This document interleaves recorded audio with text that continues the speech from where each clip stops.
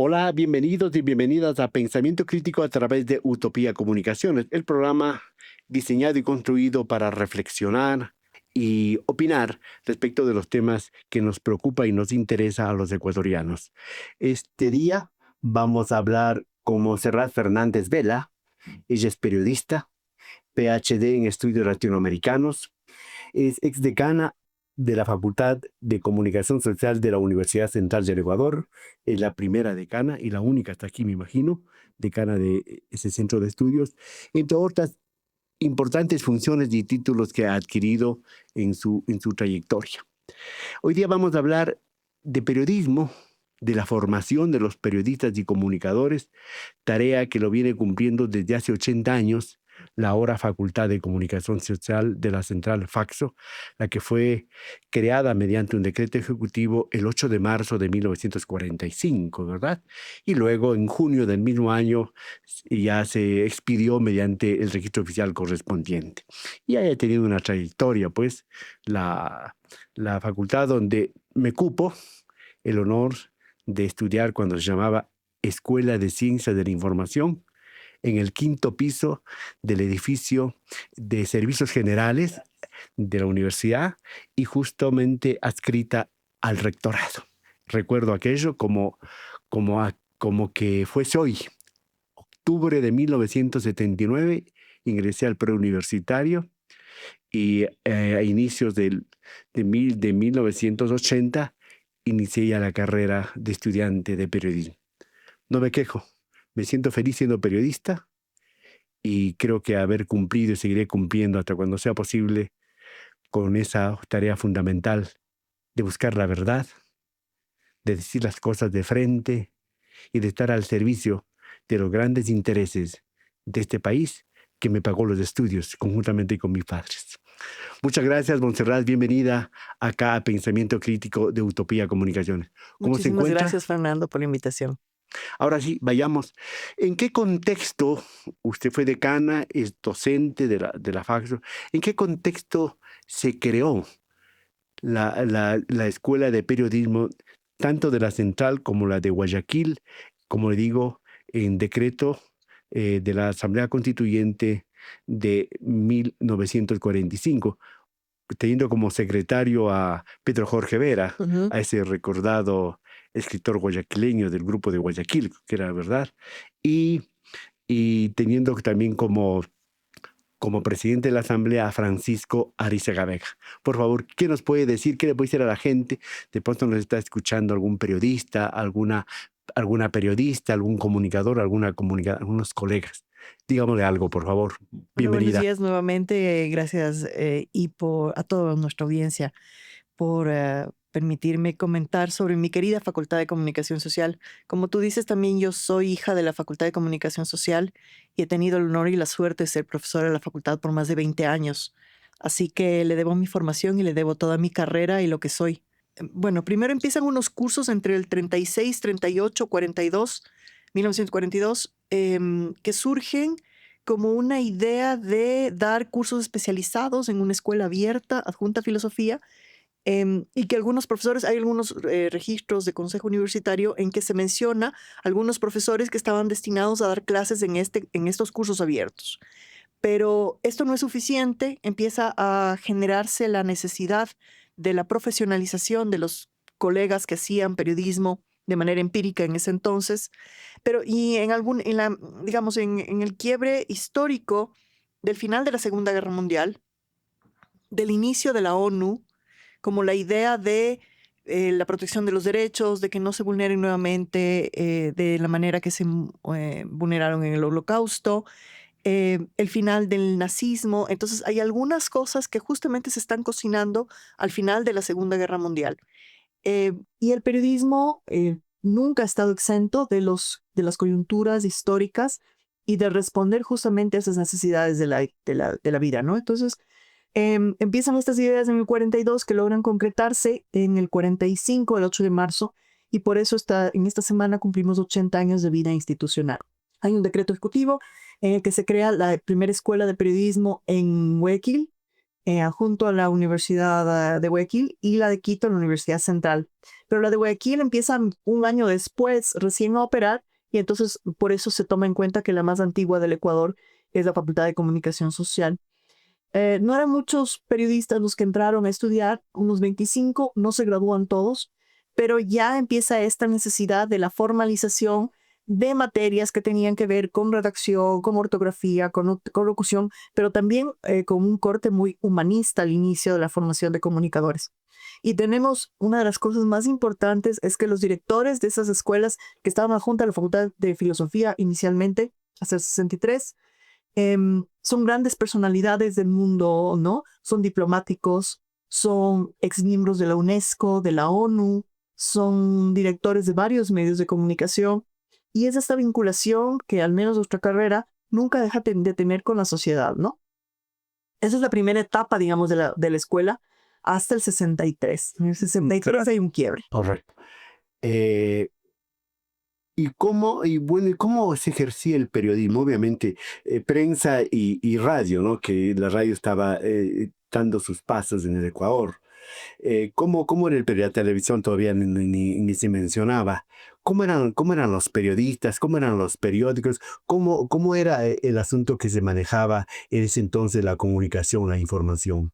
Tal vez si vamos un paso, bueno, algunos pasos más atrás, recordemos que el periodista o el que trabajaba en medios de comunicación, para 1800, que fueron las primeras escuelas de periodismo, ¿no? A nivel mundial, eran grandes escritores o eran políticos. Entonces esas eran características muy comunes en los periodistas, ¿no? O eran políticos que utilizaban un medio de comunicación para su línea política, militantemente, y utilizaban los medios para eso, y era claro, había medios de un lado del otro, o eran grandes escritores, ¿no? Grandes plumas, literatos, ¿no? Gente del medio.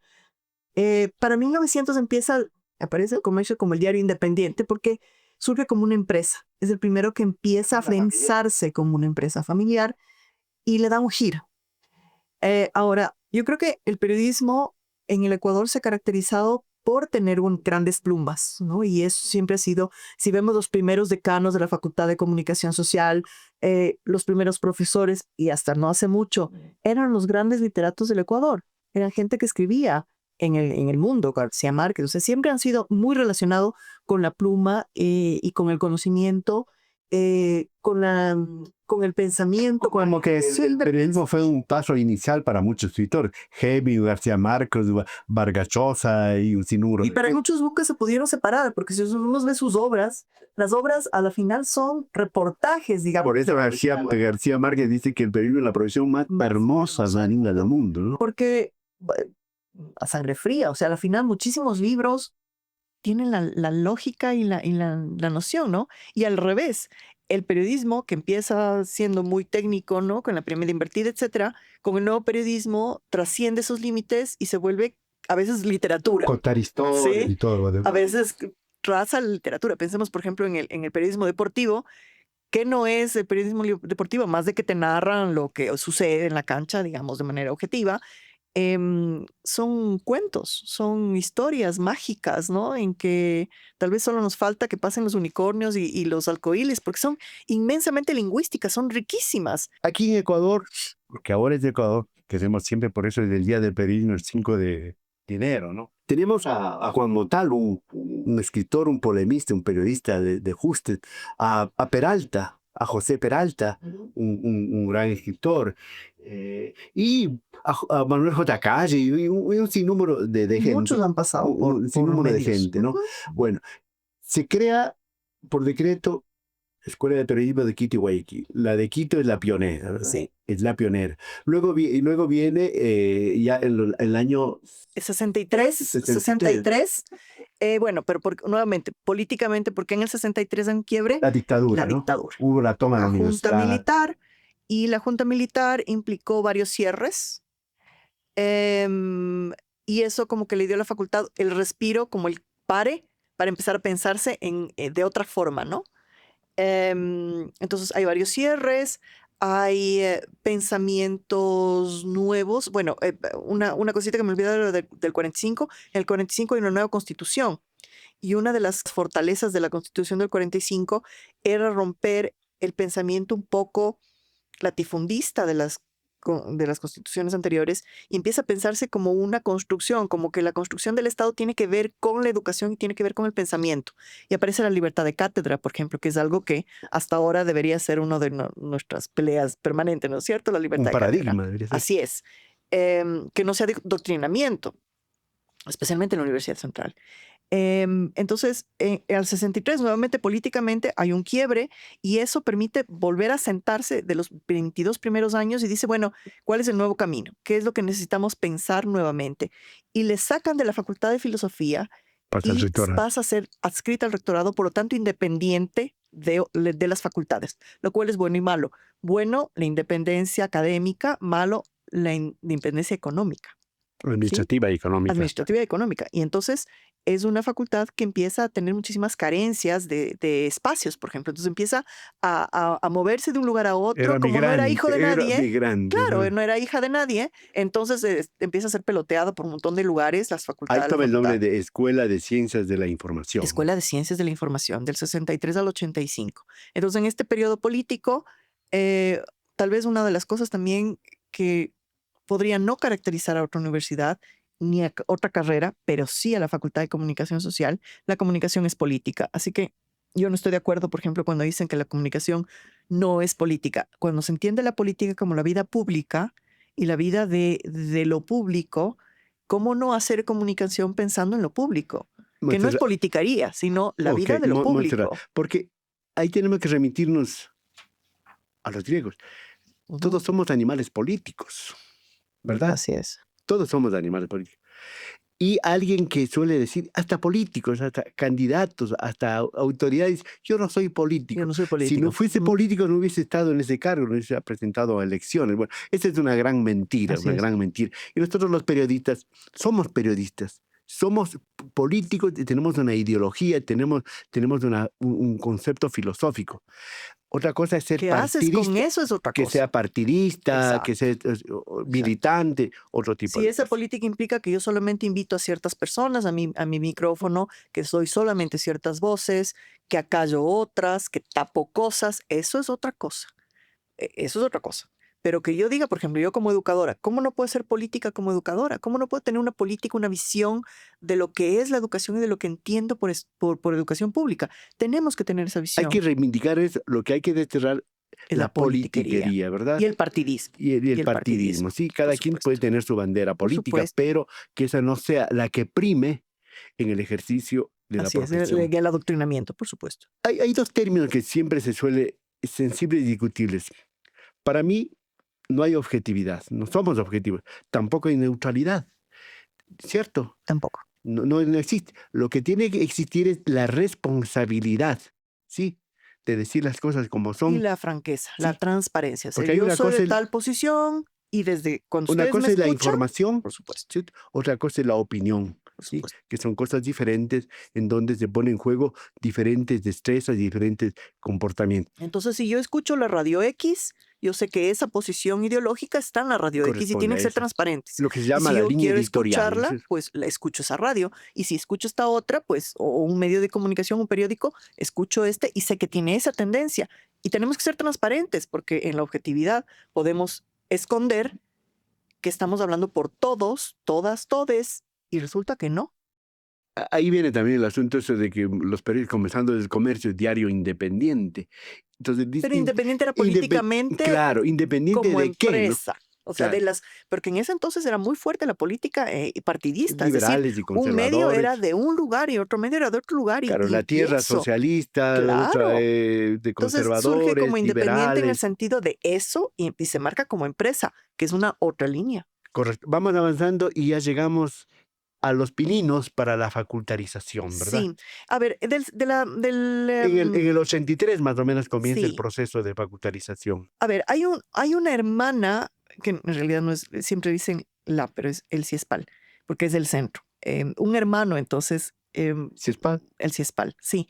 Muy querido de la Facultad de Comunicación Social, que nace en el 59 y que yo creo que marca la transición, porque se crea un pensum común con América Latina, que rige entre el 63 y el 85 en una etapa de eso.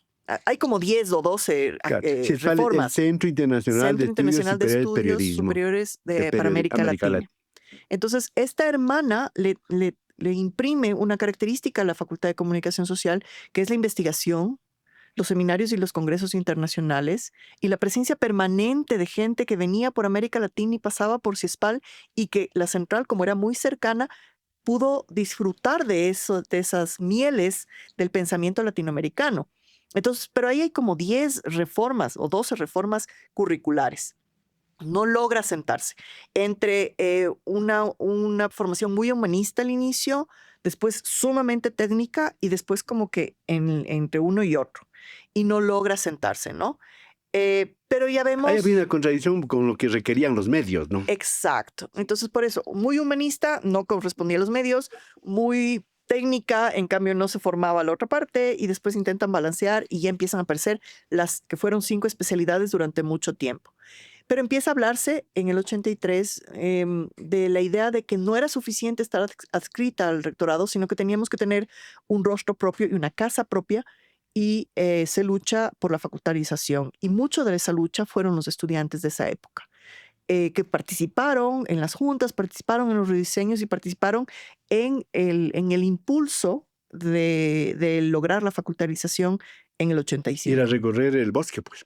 Claro, por eso le decían la escuelita del bosque. Escuelita del bosque, ¿no? Arriba. Claro, la escuelita del bosque. Correcto. Vamos avanzando, llegamos ya al 85, donde se crea la facultad, se comienza a hacer la construcción del edificio, todo eso. Sí, la construcción del edificio tiene una característica, que es porque el Estado nos da en el decreto el 3% del rendimiento de las rentas públicas y el 1% de las divisas. Y eso durante creo que como 10 Se años acumula, ¿no? logra acumularse y se construye el primer edificio, que es el primer bloque, entrando en la Bolivia el primer bloque. Y para el 95 más o menos se logra construir el segundo bloque como con 10 años de diferencia. Y eso nos da casa propia. La casa nos queda chiquitita, o sea, ya ahora ya estamos hasta las banderas. Ojalá podamos tener la posibilidad de una construcción de un nuevo edificio, pero ese edificio permitió para la formación de los profesionales de esa época tener el CAF, que es el Centro de Audiovisuales, tener la imprenta, que no tienen muchas universidades, tenemos una imprenta funcional, tener centros de cómputo y tener aulas apropiadas como para varias cosas. Incluso en alguna época teníamos un cuarto oscuro para fotografía, es decir, ya se adecuó un edificio que tenía características muy específicas por la profesión que nosotros Bueno, tenemos. este es el recorrido de la ahora Facultad de Comunicación Social FACSO de la UCE, de la Universidad Central del Ecuador, que está de cumpleaños, ¿no? 80 años. Bueno, la gente se pregunta, porque ahora el asunto del periodismo es un asunto que está en discusión, que está a ratos incluso en entredicho por lo que está pasando en el país, lo que está pasando en el mundo. ¿Qué tipo mejor dicho, cuál es el perfil del aspirante a comunicador, se llama ahora, de la Universidad Central, de la FACSO? ¿Y cuál es el perfil del profesional, del comunicador que sale de la FACSO? ¿Cuáles son sus fortalezas? ¿Cuáles son sus debilidades? ¿Cuál es la realidad del nuevo comunicador que está formando la Universidad Central para este momento? Este momento que realmente es histórico no de la universidad, del mundo entero. Bueno, voy a cometer un sacrilegio, voy a decir que el, el perfil de ingreso no lo podemos manejar casi nada. Primero porque hasta hace un año teníamos los ingresos del Los INEVAL, cursos de eso, ¿no? por lo tanto entraba el que tenía el puntaje, le guste o no le guste. Había gente que quería seguir medicina, tenía el puntaje de comunicación y le tocaba ahí. O sea, el perfil de ingreso fue lo que nos toque. Hasta ahora no manejamos, la Facultad de Comunicación Social no maneja el ingreso, ¿no? Por lo tanto, el perfil de ingreso es del estudiante que llega, Depende del ¿no? bachillerato, ¿no? Y tenemos un estudiante que no es homogéneo, viene de provincia, o de la capital, de colegio privado, de colegio público, con mayor Hay conocimiento, una con asimetría menor, tremenda en con el experiencia asunto. preprofesional, con sin experiencia, muy jóvenes, no tan jóvenes. Entonces, la Universidad Central en sí y la Facultad de Comunicación Social es una micro representación de toda la sociedad. Entonces, ¿qué es lo que nosotros tenemos que hacer durante el proceso de formación? Em, Nivelar lo que haya que nivelar y hacer lo que se pueda hacer para que todos puedan tener las mismas oportunidades de éxito Y hay deserción. profesional. Por supuesto, yo creo que hay deserción en todas las carreras. No creo que muy alto tampoco. Uno de nuestros problemas era la graduación. No sé si te acuerdas que Claro. muchos entraban, pero pocos eran los elegidos, ¿no es cierto? Entonces, en mi promoción creo que entramos En 700 toda la universidad se hizo un proceso para claro, graduarse mediante los comprensivos de y los tanta comprensivos. Entonces, en el 12, me parece, en el 14, hubo un boom de que teníamos, digamos, un 10% de graduados. Era una locura. Entonces, ahí se hizo un proceso y se igualó. Y hasta actualmente incluso estamos en un proceso justo ahora de los que están por cumplir 10 años fuera, que todavía pueden graduarse normalmente. Entonces siempre se está convocando para que termines el proceso, ¿no es cierto? Para que termines el proceso. ¿Por qué? Porque ya sales, a veces tienes hijos, el trabajo, se la descuida un familia, poco. y te vas y no te gradúas. Entonces hay un gran proceso más bien en la graduación más que la deserción, porque la deserción es normal. Llegaste a una facultad que no te Pero también es un convenía, que no te problema gustó, que por la falta de un déficit en cuanto a la rigurosidad y al conocimiento de la investigación, por ejemplo. yo creo que no, porque mira, tenemos 5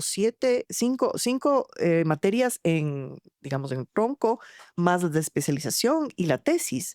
Entonces, yo doy una de las últimas y les enseño a investigar porque les enseño a investigar, o sea, saben investigar. Y es una de las fortalezas, porque si tú ves en el perfil profesional, los primeros trabajos de nuestros estudiantes son observatorios, que es investigación a la final. Entonces, una de nuestras fortalezas como, para nuestros egresados es la investigación. Ahora, lo que sí te puedo hablar es del perfil de egreso. ¿Cómo sale? El perfil de egreso tiene 3 componentes. Uno es el lenguaje que hablábamos, ¿no es cierto? El lenguaje es nuestra herramienta. Sin eso no somos lo que somos. Ojo que no solamente formamos para las personas que nos están escuchando y viendo, nosotros no formamos periodistas solamente. Periodismo es una rama. Somos actualmente dos ramas. Hemos tenido 5 especialidades cuando tú y yo tal vez estuvimos: prensa, radio, televisión, Audiovisuales institucional e investigación. e investigación. Eran 5 especialidades, incluso en mi época yo soy prensa escrita. A partir del 95 hay generalistas porque dijeron que los medios como tal estaban desapareciendo, entonces hicieron generalistas. El problema de los generalistas es que sabían mucho de De todo un mucho poco. y nada a profundidad. Entonces era como un centímetro de mar, ¿no? Y se volvieron a los itinerarios o las especializaciones que eran ya no prensa, radio y televisión, sino organizacional, periodismo y educomunicación, articultura. Después hay una nueva reforma y se quita educomunicación, lo cual fue una pérdida terrible para la Facultad de Comunicación, y se quedó con gestión de la comunicación, que es lo que antes se entendía como organizacional o institucional, gestión de la comunicación y narrativas del periodismo y medios.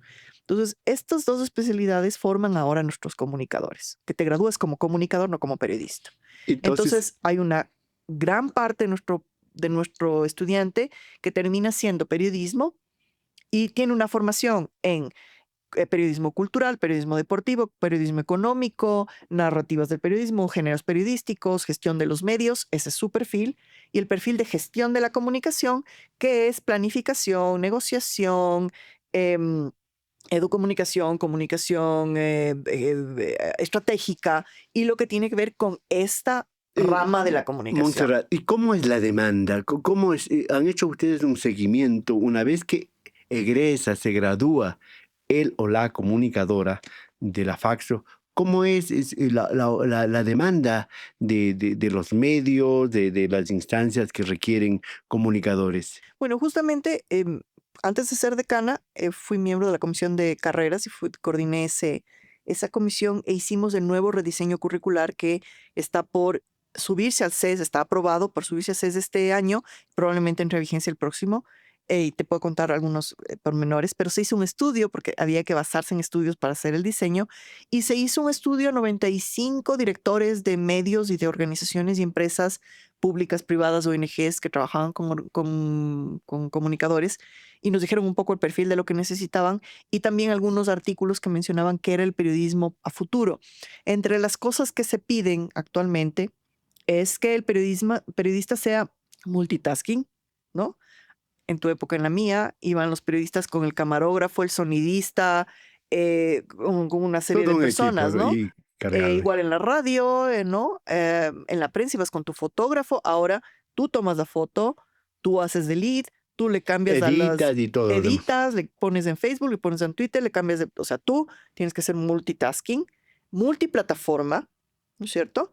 Tienes que saber de muchísimas cosas, es decir, no necesitas especializaciones, no puedes ser totalmente generalista, tienes que saber de economía o tienes que saber de cultura o tienes que saber de arte o de deportes, es decir, no puedes saber nada, sino de algo muy profundo. El lenguaje, nos siguen exigiendo el lenguaje, el manejo del lenguaje, no solamente escrito y oral, sino también de habilidades de comunicación y de lenguaje que se han perdido especialmente en últimas generaciones, la conversación, ¿no? Las habilidades Montserrat, blandas. esas fortalezas o esos requerimientos, digamos mejor, son los que se toman en cuenta en la FACSA y En la salen con última esas reforma, fortalezas. sí. En la Salen última con esas reforma. fortalezas. Y la otra cosa es tecnologías, ¿no? Obviamente tecnologías, Big Data y todo eso. Ahora, obviamente, tal vez algunas cosas no se estén cumpliendo ahorita, sobre todo con tecnologías, porque tomemos en cuenta que el IA hizo su boom en los últimos 2 años, ¿no? Entonces, nadie podía haber O sea, la previsto, nueva promoción de claro, nadie pudo haber previsto lo que ocurría ahora. Y no es que pasa en la sociedad y inmediatamente al día siguiente tienes en la masa. Hay que hacer procesos de reforma que implican meses o años. Nosotros estamos en este proceso de reforma ya 2 años, desde el levantamiento de los estudios pertinentes, el diseño de las mallas, el lidiar con nuestros organismos internos hasta que se ajuste a los requerimientos de la universidad, después lidiar con el set que te devuelve, que tienes que volver a subir, que el papel, que... Entonces no es que hoy hay un cambio y mañana está en la No es masa. inmediato, ¿no? Montserrat, ¿cómo está la facultad y cómo están los estudiantes y luego los profesionales para este reto de ahora, la tecnología que es tan vertiginosa, la inteligencia artificial? ¿Cómo se está dando esa relación capaz de que nosotros fuimos analfabetos tecnológicos en muchas cosas, tuvimos que aprender al apuro alguna cosa para poder defendernos? Pues ahora la dinámica y la lógica son tan vertiginosas que requieren jóvenes, hombres o mujeres dedicadas a la comunicación, al periodismo, que den un poco de respuestas inmediatas. Sí, pero yo creo que la facultad está tomando su tiempo, porque yo te decía que la facultad es un microcosmos de la realidad, ¿no? Y no todo el mundo ha aceptado la IA y las nuevas tecnologías con la rapidez que otras personas. Entonces tú puedes tener planta docente que estamos, por ejemplo yo, metidos en IA y haciéndolo con nuestros estudiantes en investigación, y hay otros que no. Pero los profesores que dan tecnologías sí están inmersos en estas nuevas tecnologías, y ves en las tesis, por ejemplo, muchas de las últimas tesis tienen esas relaciones con nuevas tecnologías. Pero la nueva malla, que es la que yo podría defender porque hice el diseño, toma en cuenta estas nuevas tecnologías y un factor adicional. Nosotros incluimos 2 materias de derechos humanos. ¿Por qué? Porque los derechos humanos, además de ser un mandato internacional, la educación en derechos humanos para comunicadores y comunicadoras y además para estudiantes universitarios, es un mandato internacional, porque nosotros somos los primeros que violentamos los derechos o los primeros que los defendemos, ¿no? Entonces, estas materias de derechos humanos nos permiten a nosotros formar a los estudiantes desde dentro con la lógica desde y hacia derechos Montserrat, humanos. ¿cómo se ve desde la academia, desde la facultad, donde se forman a los comunicadores, a los periodistas? ¿Cómo se le ve al país? ¿Cómo se ve el ejercicio profesional del periodista, de la periodista, del comunicador, de la comunicadora? ¿Cómo se le ve a los medios de comunicación ahora mismo que han perdido gran credibilidad y que muchos periodistas o entrevistadores o locutores que se hacen pasar por periodistas son operadores políticos y operadores electorales? ¿Cómo se ve desde ahí? ¿Y cómo está el asunto? No sé, me imagino que no existe una cátedra, el asunto deontológico, por decir No, algo. sí existe eso. Ya. Pero yo creo que no es solamente una cosa de una materia, yo creo que es una cuestión transversal, la lectura de la realidad y además la defensa de la profesión como tal. Hay carreras que están desapareciendo en muchísimas universidades, periodismo mismo en muchas universidades están desapareciendo, pero la Facultad de Comunicación Social ha aprobado y está por abrir la carrera de periodismo, es decir, que se separe comunicación, de periodismo en la misma facultad de comunicación y que ya haya dos carreras, porque Porque seguimos defendiendo comunicación es un periodismo. paraguas, pues, ¿no? Sí, Es el paraguas. pero seguimos defendiendo que debe existir periodista y el periodista tiene que estar formado en las aulas. ¿Y cómo se le ve, te repito, la inquietud? ¿Cómo se le ve al país? ¿Cómo se le ve al ejercicio profesional, a los medios? Yo creo que una de Ahora las en este características de momento, la Central es que somos una universidad muy crítica.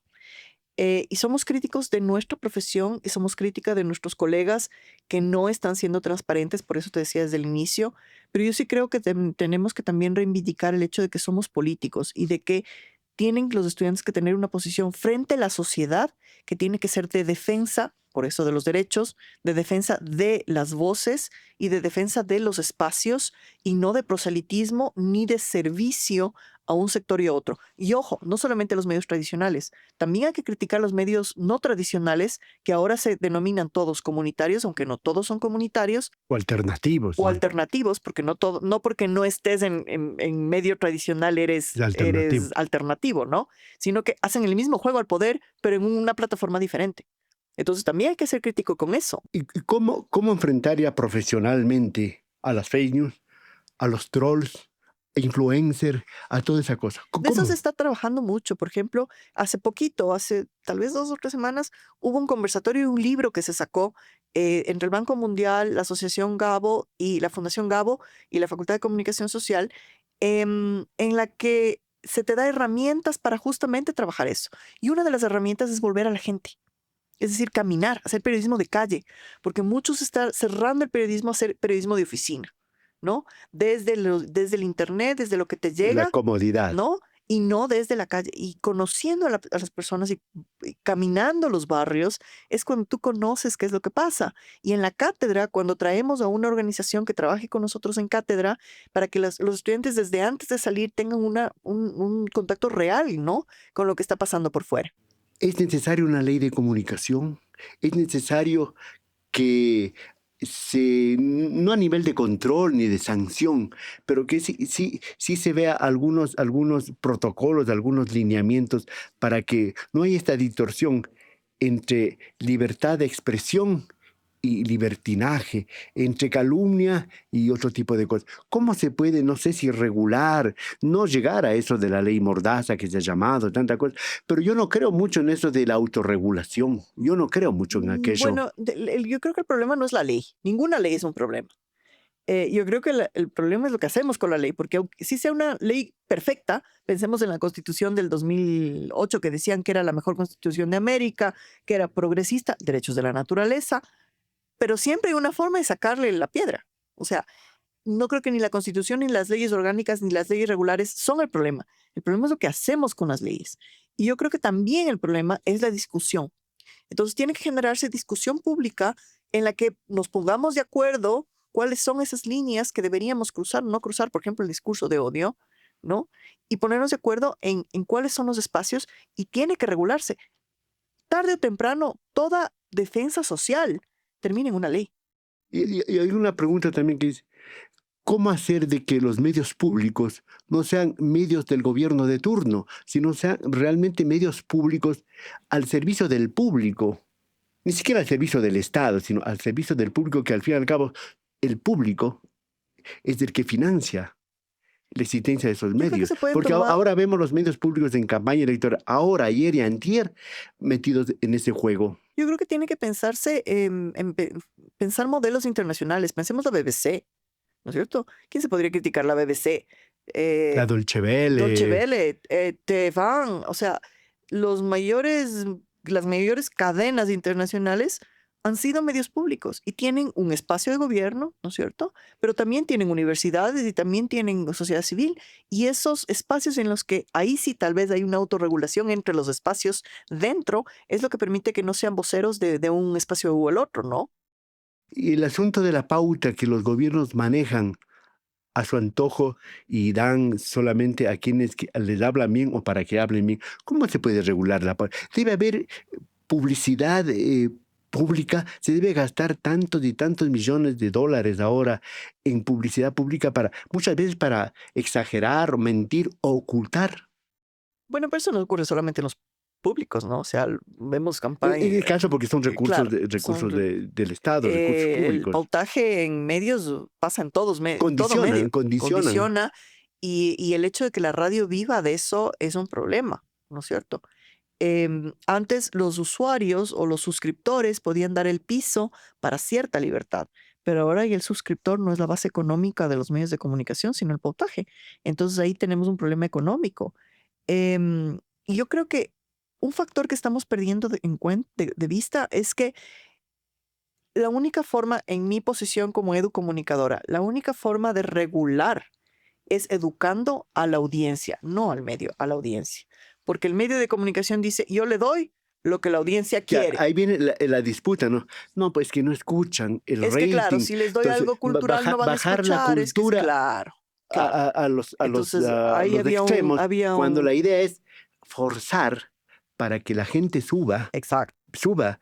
Puede costar aquello que sé, pero la idea es que hacerle pensar a la gente, hacerle analizar a la gente, En vez de empujar recuperar para la abajo, memoria. empujar para arriba, pues no. Terminamos esto, pero quiero saber con qué y cómo están celebrando los 80 años, así brevísimo. Bueno, primero hoy hay un encuentro de graduados desde las 2 de la tarde en adelante, que están invitados todas las personas que hayan pasado por la Facultad de Comunicación Social. Es un espacio para vernos, para mirarnos las caras, para hacer redes y para reír un momento, ¿no es cierto? Y estar en familia, que es la Facultad de Comunicación Social, creo que es la casa de todos. No importa cuándo te hayas graduado, sigue siendo nuestra casa. Mañana hay la sesión solemne, pero durante el mes se han hecho algunas cosas que debería el decano dar pie de eso. Yo creo que el futuro de la universidad y de la Facultad de Comunicación Social está en nuestros estudiantes. Hay futuro para el periodismo, para la Hay comunicación, futuro, para las facultades de comunicación. hay futuro para el periodismo y para la comunicación, y hay futuro para nuestra facultad.